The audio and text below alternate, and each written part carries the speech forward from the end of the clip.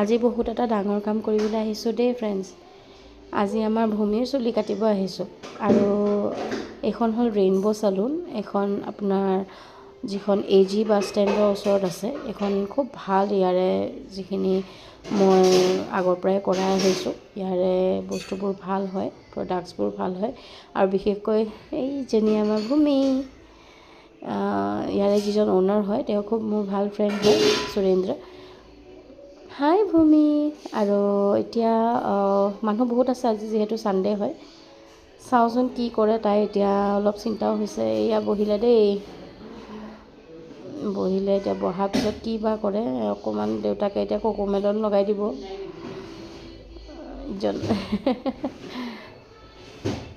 বিৰাট ভয় খাই আছে তাই।